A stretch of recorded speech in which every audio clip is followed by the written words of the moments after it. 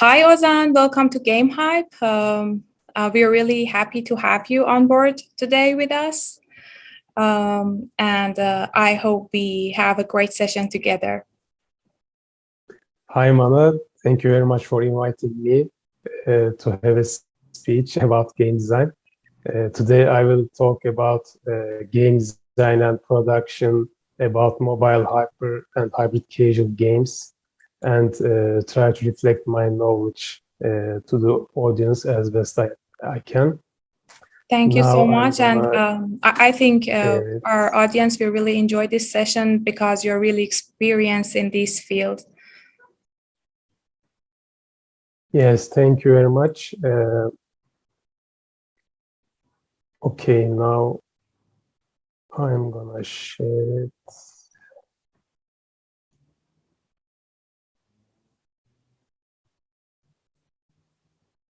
Are you in Turkey at the moment? Yes, I'm in Istanbul right now. You can tell hello from Iran to your team in Istanbul. Yeah, sure. Have you Hello ever to been in everyone. Iran? No, not yet. You're always invited. Thank you very much. You are also invited in Istanbul, like before. Yeah, thank Okay, you I so will much. start with some introduction about myself. I've been designing and producing games more than 3 years, mostly in hyper casual and hybrid casual games, but I also have some experience about casual and mid-core games. I have product and project management experience, like 12 plus years in other industries as well. And I've been playing games more than 30 years. I'm a game enthusiast. Also, I have seen some hit games and I worked on some products in that time. So I will show the content first. So we will be talking about some genre snapshot, and then we start with trend analysis, and then continue with the pipeline of designing and producing a game, which continues with game breakdown, gamification, ideation, design, production, testing, and so on. And first off, with the genre snapshot, we all know that the hyper casual genre is extremely competitive at the moment because the entry barrier is quite low. Even if you are a solo developer, you have a chance to be in the industry and you have a chance to be successful. But in the meantime, there are too many competitors, so it's going to be quite difficult for you. And also the industry transforms and changes a lot in a very short time. So you need to be flexible and you have to have the muscles to react to changes quickly and adapt yourself accordingly. And the market is quite saturated at the moment because if you have a good idea about a game and you say, okay, I found a hit idea, and then when you check the stores, like 5 different versions of it has already been tried and failed probably, or just published, and you have missed your chance already. So that leads us to hyper to hybrid transition. Some people don't like these terms, like this doesn't mean hyper casual is dying and like it's going to end, but some of it is transitioned into hybrid casual because we know that CPIs are going high day by day, and in order to justify that, you need to have higher LTV, higher retention, higher play times, which needs you to switch a bit to the hybrid area in that means. Also, some hyper casual games we see at the end of the levels, you have some kind of hybrid casual meta or elements implemented into the end games to have higher LTV values. And about profitability, unfortunately, this year profitability dropped a lot because of the IDFA changes, especially on the App Store, and also other genres are pushing the advertisers, can easily push advertisers more than hyper casual publishers because they have really good LTV and doesn't have much slim margins to work with. They can work with really large margins. And which leads us to a question about partnerships. We have seen some acquisitions, some merging partnerships, or some shift in the publishing deals. Like recently, it's a bit chaotic, especially in terms of publisher-studio relationships. Lots of studios migrates from one publisher to another, and it was happening in past year, but this year you can feel it a lot in terms of deals and partnerships. And let's have a look at trend analysis, which is actually the first and most important step, not in hyper casual, but in all genres. You need to do these analysis. And you can analyze current trends, and you need to somehow forecast upcoming trends. And if you have time, you can also check past trends and the transition between past trends and current trends, and maybe have a projection like that for the upcoming trends. Okay, and there are two kinds of trend analysis. One of them is the market analysis, which includes like App Store, Play Store, and other stores as well. And other one is the media social analysis, which is the trends of like daily life or like very popular themes at the moment. And also there are some intel tools which are quite helpful if you like to have some kind of play around data, have some analysis, make some checks, and have intelligence about market itself or about competitors. And let's have a look at the store trend analysis. Most of us have great knowledge about top 100 and check probably daily about the situation over there. And nowadays, Play Store and App Store have very different top hundreds because of the regulations made on the App Store side. Most of the companies switched to Play Store in terms of testing their prototypes and also releasing their games, because the returns are much higher compared to App Store right now. Also, like top 100 is not enough anymore to check the trends. You need to go beyond 200, maybe even 500 mark, because if a game is scaling really quick, you cannot catch it if you look at just 100 or 200 mark. You need to be aware of what's going on below 500 and maybe try to figure out what's going on, what will be going on in a few weeks or months.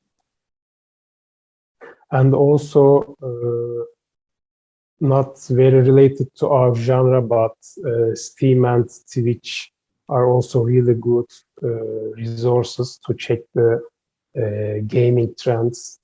And there are quite some games released and succeeded about the trends coming from Steam games or Twitch broadcasts. So it's really good to have an alternative store or like alternative platform to check the trends and see the charts over there as well.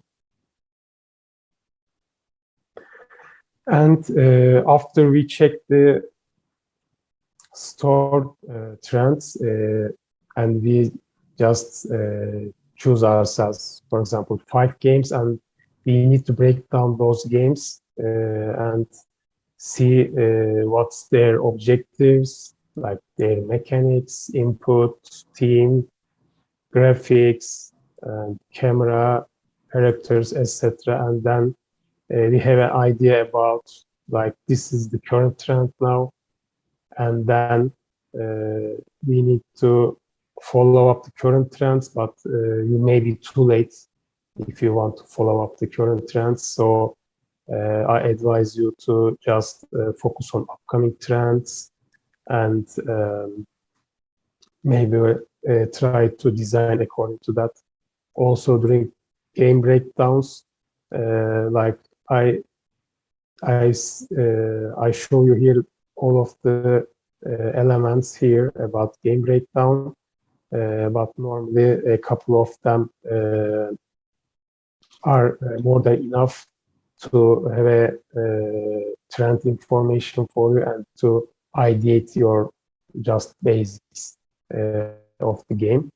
And also about social trend analysis, it's completely different from what we have done in the store analysis. You need to be familiar with social media, mainstream media, and actually there are some apps about it. And most influential one is TikTok nowadays, and coming up with YouTube. YouTube also has a shorts version which is like TikTok, and you can find different ideas over there. Also Instagram, Facebook, and Twitter has some trends going on over there, and if you can just ideate and gamify those trends, you can still be successful. Also, apart from what's going on in the internet, there's also the TV and cinema part of it, like movies, series, shows, news, etc. For example, last year we have seen lots of games made from Squid Game team, and actually some of them were really good, especially better than the series itself. So it's and also Wordle also became very popular during a TV show, and just it had to scale a lot. So it's really good to have knowledge about TV cinema and the mainstream media as well. So if we find a trend from social media, we need to gamify it if it's not a game itself already. And how can we do that? We can do that by taking the objective and theme from the trend, and then we need to define a mechanic for it, input for it. Also, we need to have a strong meta to have higher LTV and higher play times for the game to be viable. And here it's a bit problematic. Like we see social trend games, and they really become hit quickly in terms of scaling because of the popularity of the trend. But in terms of gamification or meta, they can't offer many options. And because of that, they fell down quickly from the top charts and then disappeared in the store, and may not come ever again to top charts, top 100 again, because that trend was already over. So it's a bit like hit and run type of trends to gamify. And now we checked our trends from the stores, from the social media platforms, and now we can ideate our game. First of all, we need to check the existence of the idea, if it exists in any stores or like other platforms, maybe Steam and console. And if it doesn't exist, we can continue to our idea. And also we need to avoid cloning. First of all, it's the ethical thing to do, actually. And also, it may not be viable to clone a game which has already been tested or which has already been scaled and saturated the CPI. So it's like it has both moral part and also the business part. It's not viable to do so. And for ideation, we need to focus on core gameplay first and leave details rest. And if we have a strong core gameplay, then it will be easier to build up around it. And also for ideation, there is like out of the box option always. Like you don't have to follow any trend. You don't have to do anything with the stores, with the social media. You can just come up with your own ideas. And if you think you are like innovative enough to do so, you can go ahead, or you can maybe merge some genres or try different stuff and come up with different ideas, and maybe you will be the trendsetter and others will follow instead of you following or forecasting the trends. And after you make your ideation, you prepare your idea pitch document, which is most of the time one page. Some people also will have a saying about that, because every designer has their own ways of doing it. And actually, for me, if you cannot explain the game in one page, it shouldn't be a hyper casual. If it's hybrid casual, it's okay to have like more than one page just for the ideation. And please don't mix idea document with the GDD. They are totally different things. And also, after you ideate your games and you have your documents, you will have your brainstorming meeting with your team or your game manager, publishing manager, or your superiors. And at this meeting, you will pick the games you want to continue with. And then after that, you will be designing your ideas after the pitch meeting. And the design, GDD, game design document, you will have your idea turned into a game. You will be set your objectives, mechanics, inputs, and all other elements needed for a game. And we have talked about this at the game breakdown section, because they are like the same process, just in reverse order. You can think of it as engineering and reverse engineering. If GDD is engineering, game breakdown is reverse engineering. they are almost the same process. And the ones you see on the slide are the main topics of this game design document. And you can use it for hyper casuals and also AAA games. They all have the same elements inside it, but you need to be very brief about them if you are preparing for hyper casual or hybrid casual genre. And also you need to think about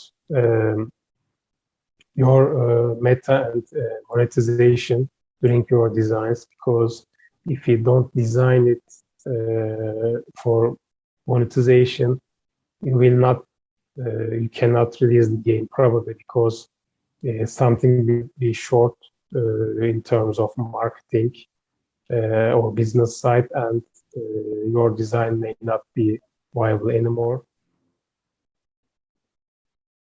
Also, your design should be scalable, and you need to think a couple steps ahead of you all the time. And you can maybe change your designs from time to time if you see some sudden movement in the store, or like some kind of trends, or you see like a function in a game, and you want to just implement yours as well, and you may just implement it in your design as well. Also, you need to design according to your prototype. You cannot make your design for a full product in terms of speed and viability, but it could be a bit ahead of the prototype version. Also, you need to have like very good references in your design documents, and it will help your team to be faster and more accurate about their executions. Also, I would recommend having design meetings, and it's like idea meetings, but it's about the designs of the game. And most of the time, having more than one or two brains is always good for design flows. In that case, developers, artists, marketing guys, and testers can also be involved in these design meetings to have their opinion as well about the product. And after we have our design finished, we will jump into the production phase, which starts with prototyping actually. And you need to have your prototype in a week or two, because we are in a very fast-paced, competitive environment, and it needs to be as fast as possible. It's even faster than the regular agile methodology, in which the sprints start from 2 weeks, but most of the time in hyper casual sprints are going to be like a week or so. And also everything is subject to change depending on the situation. If you see something wrong in the production phase, you need to just interfere and make some changes for better results. After that, you will probably have your iterations depending on the test results. And if you have good results, then you will continue iterating and making A/B tests, both your game functionality, your meta, and also about your monetization. And post-production, you will still continue to build your product. You will add more meta elements. You will need to make some configurations about your monetization, and also from time to time, depending on the industry trends, you may have to tweak your product a bit. And about testing, we finished our product, and then we will test our prototype and then see the result. There is also an alternative way about testing, which is called PTR testing. And in that case, you will not have a prototype, but you will have some create the video and then test it and see the results. And if it's good enough, you can start prototyping it, but you may be a bit late for that process. And also you will not see any playtime retention values in CTR testing. So having a good CPI will never be if you don't have enough playtime or retention. So it's like both have their good or bad sides, and your company or you need to define which way you want to go. Also, IDFA changes.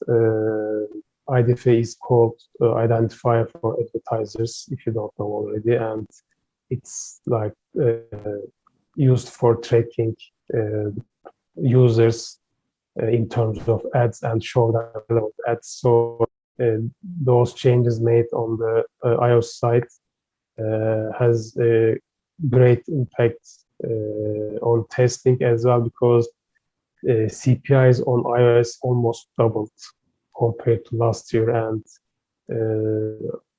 now Play Store has more revenue than App Store, which was expected actually because of these changes. And also there is another there are other debates about testing. Some publishers and companies still continue to test their prototypes on App Store, even if it's like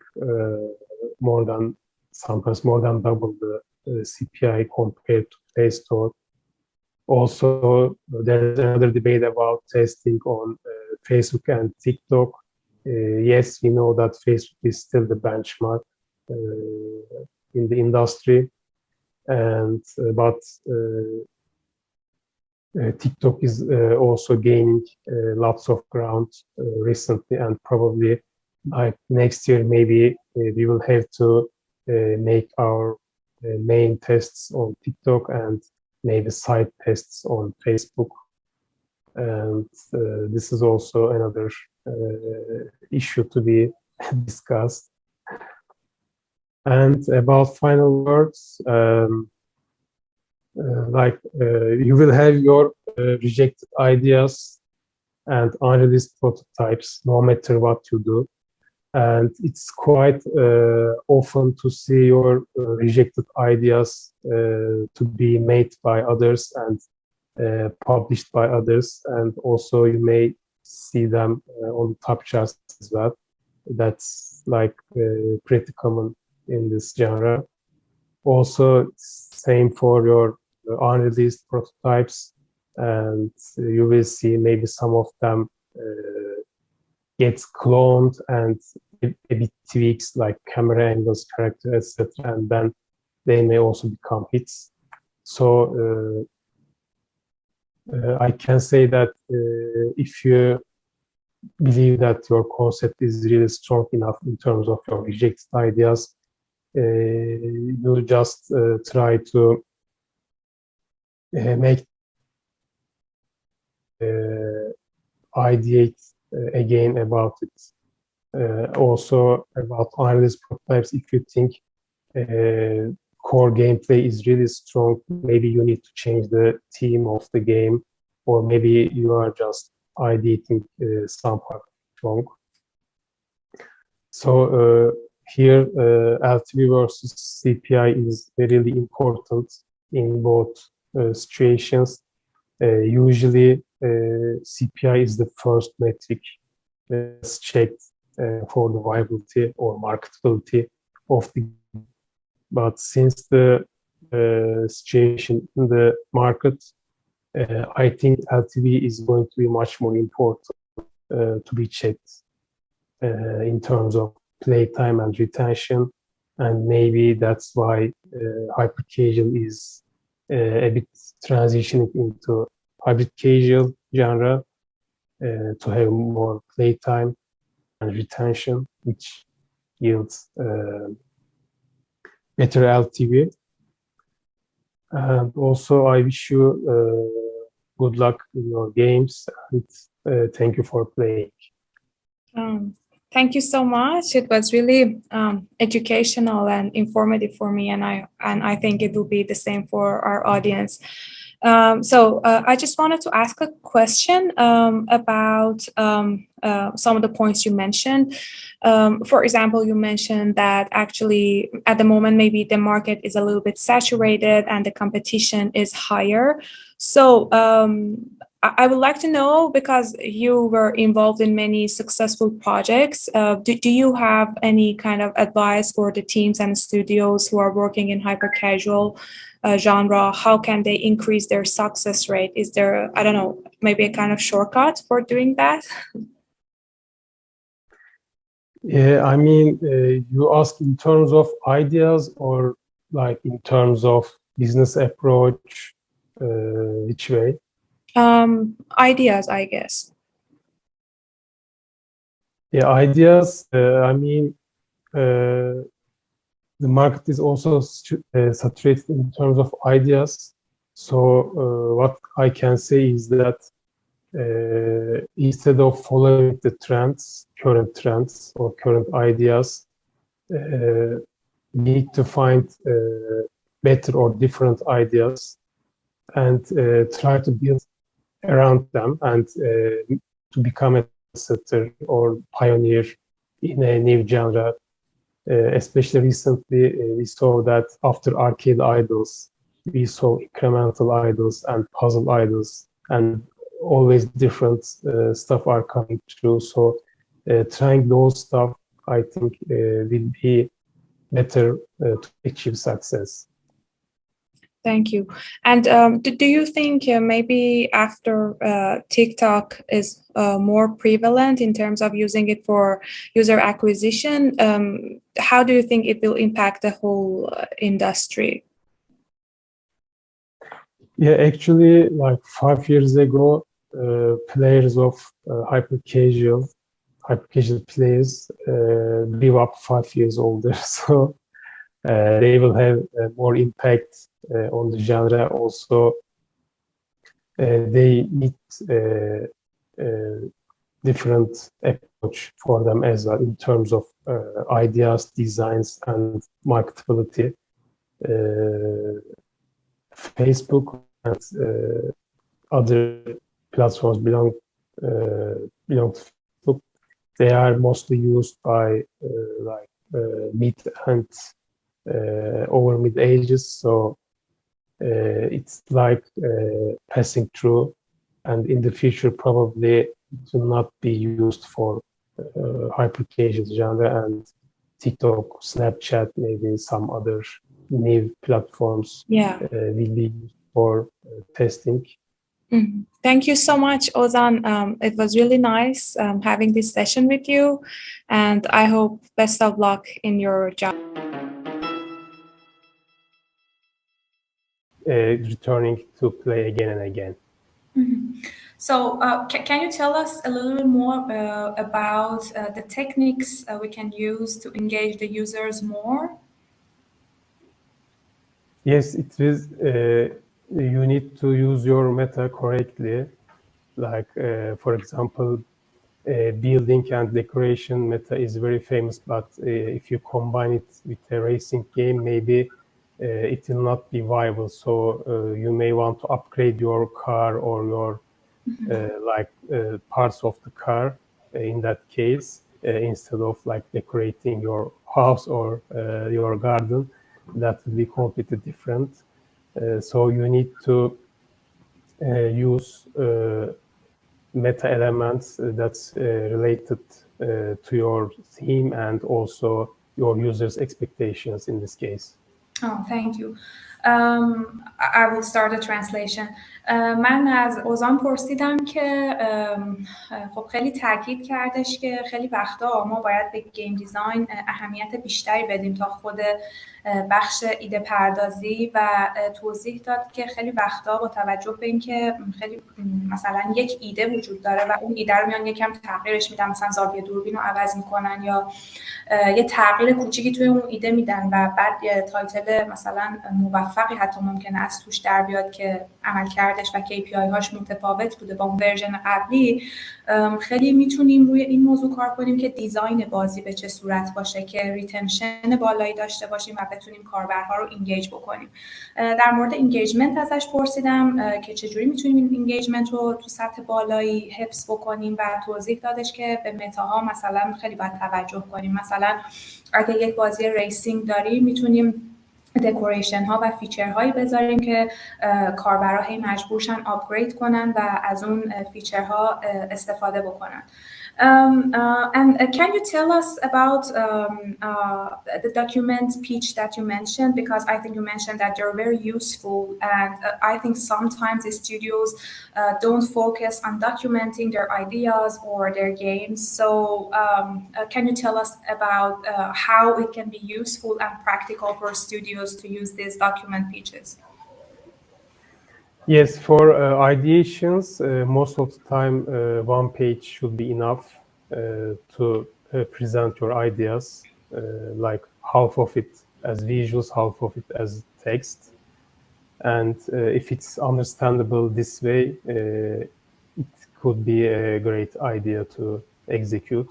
Also, for the design and execution part, you need a much more detailed document which is called as game design document, and you have different parts for it, like you will have art related parts and development related. Also you could have some part for testing, marketing, and also in general design parts. So if you can break it into those parts and provide some details and references, it could be easier for the team to execute it. Thank you. من در مورد این سوال کردم که چرا فکر میکنه داکیومنت های پیچ خیلی اهمیت دارن، چون چند جا تو ارائهش در مورد اهمیت اینها صحبت کرد و گفتش که اینها میتونن یه رفرنسی باشن که تیم بعداً به اونها مراجعه کنه و از اون تجربیاتی که داشته استفاده بکنه، با توجه به اینکه خب این تجربه ها توی هایپر کژوال خیلی اهمیت داره. And I would like to know your idea about the trending genres that we're going to see soon. Because, for example, we have been seeing that in top charts, there are arcade idle games. Also, we have some simpler games, like even 2D games. So I would like to know if you think that the games, hyper-casual games, are more successful, or do you think the games that are a little bit more complicated with higher LTVs can be successful, or I don't know, maybe just hyper-casual games also can survive this competitive market? Of course, hyper-casual games can survive in the top charts.